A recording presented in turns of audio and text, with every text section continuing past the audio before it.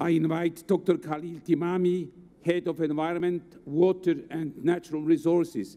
Please, you have the floor. Thank you.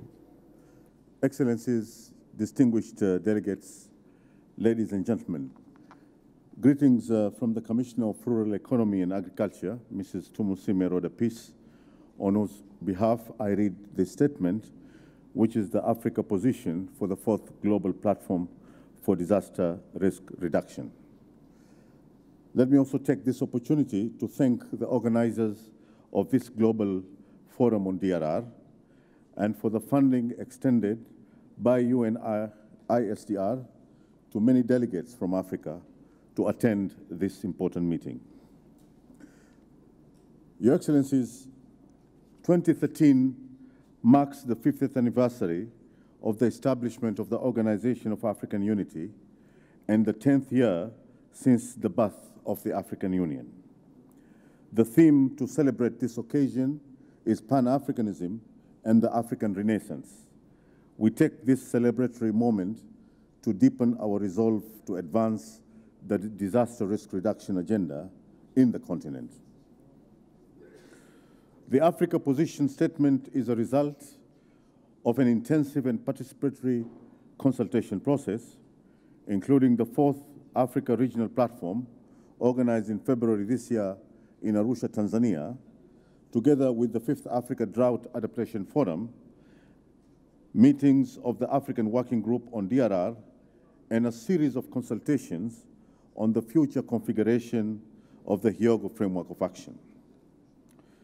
Recognizing the need to deepen integration and increase investments in DRR, MDGs, and poverty reduction programs for enhanced resilience, we in Africa emphasize the need to address emerging challenges like growing urbanization in a changing climate and increased socioeconomic vulnerability of communities by ensuring accessible and user-friendly climate information, as well as promoting additional infrastructure investments into robust drainage systems to forestall floods and health hazards in the growing cities in Africa.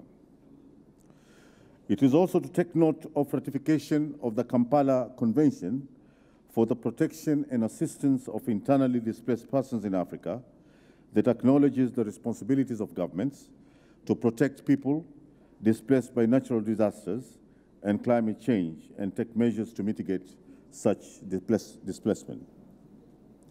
It is also to appreciate the ongoing efforts to establish a continent-wide monitoring, evaluation, and reporting system for Africa in order to implement the Africa Regional Strategy on DRR with a view to empowering policymakers with evidence-based information for effective decision-making. We also call for increased funding for local governments and commending IGAD, one of the regional economic communities, for establishing a disaster response fund and developing hazard maps for the sub-region. We recognize the need to address risks facing small island development states and also emphasize the need to mobilize growing capacities of academic and research institutions in Africa for building resilience and addressing sectoral specificities so that timely and appropriate interventions are made in the context of early warning information. We also call upon the private sector to build on the Sustainable Development Agenda, strongly reorient itself to evolving green economies, and enhance the use of technological innovations that sustain the biophysical foundations of nature.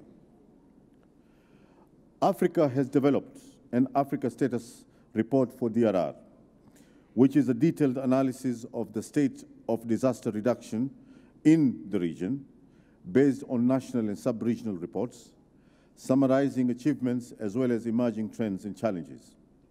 Further, as part of the process of proactive risk reduction, the African Union Commission has established a specialized agency, the Africa Risk Capacity, to address DRR through risk insurance.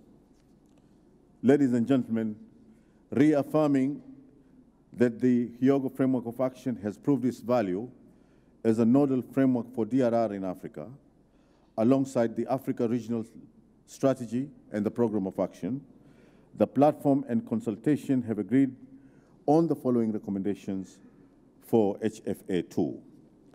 That the HFA should reinforce improvements related to mechanisms for coordination and dialogue, definition of indicators, and ways to monitor progress. There is need for increased accountability and transparency in implementing disaster risk reduction programs, including through strengthening anti-corruption institutions for building effective and resilient economies. There is also need to focus on national and international information systems on disaster risk reduction and climate change adaptation, including strong early warning systems and national disaster loss databases.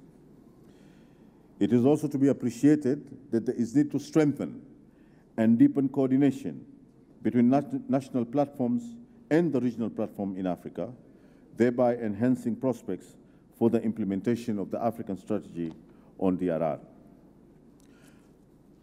There is also the recommendation that partners support regional economic communities and the African Union Commission to build relevant capacities to address DRR. Also sensitize line ministries about the contents of the Hyogo Framework for Action, therefore enhancing dissemination and guidance through media or other means on the current and future benefits of a post-2015 framework for disaster risk reduction. That all sectors and stakeholders, including parliamentarians, academic and research institutions, private sector and communities, including women, children and youth, need to be strongly involved in disaster risk reduction planning and to establish trust and confidence with disaster risk reduction practitioners. A congenial DRR planning system that takes into account issues concerning migration and regulations, land regulations, needs to be established. There is need to address the conflict dimension, as there is strong evidence that natural disasters can increase the risk of conflict and that conditions of conflict can increase the vulnerability to natural disasters, hence undermining resilience. Finally, there is need to develop a strong regional and national cooperation system of stakeholders to achieve long-term resilience, hence enabling an environment in which early warning leads to early action. Ladies and gentlemen, I would conclude by asserting that the post-2015 framework needs to ensure that disaster risk reduction is fully recognized as a developmental issue, including the possibility for developing funding to ensure the evolution of resilient economies and ecosystems. Finally, we salute the fruitful relationship and the collaborative vivacity between the African Union Commission and the United Nations ISDR and the continued support of the European Union in enabling the Commission to address DRR challenges in Africa. I thank you for your kind attention.